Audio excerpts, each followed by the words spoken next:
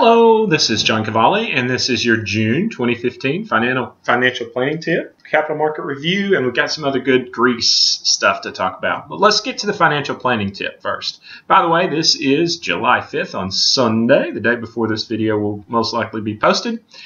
And I wanted to talk a little bit. We've got some Greece news that I'll jump to here in a second, but our financial planning tip of the month is the transfer on death and the payable on death. And transfer on death, payable on death is very similar to our joint tenants with rights of survivorship in that it automatically sends assets to the recipient. It avoids probate. And so you got to be careful since it does avoid probate. It's very, very powerful in that whatever you put or whatever you attach to this asset, and generally it's a little 1 or 2 page addendum that just gives notice, it will, I'm going to make our screen just a little wider, it will send that asset to that entity. It could be a trust, it could be another person, it could be an entity of some type.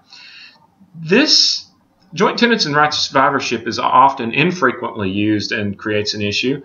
Payable on death and TODs are often forgotten about or not known about, and we find that they are more frequently just clearly not known about.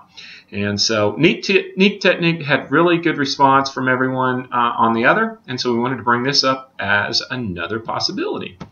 All right, let's move right on. China, Greece, Puerto Rico, and the summer. The capital markets, and this is basically the Chinese market, but the United States market has pulled back to right at the end of the quarter to where there was virtually no gains.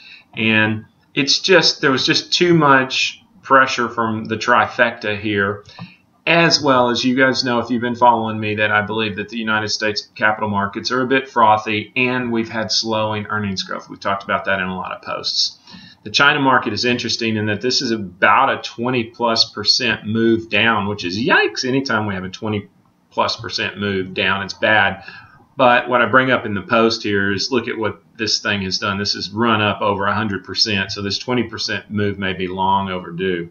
That being said, you add this, the Chinese market, you add Greece. Okay, and here's the update on Greece. What's going on with Greece right now is it is definitely in the news, and that is that it appears that the austerity measures were declined by the Greek population, and that means that they potentially could be leaving the euro. It should be very interesting.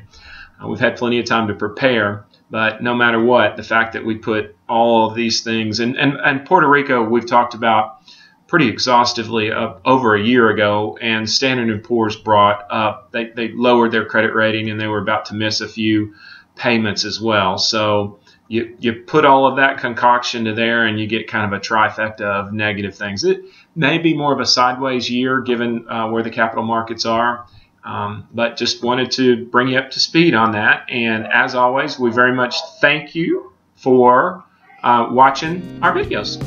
Have a great day.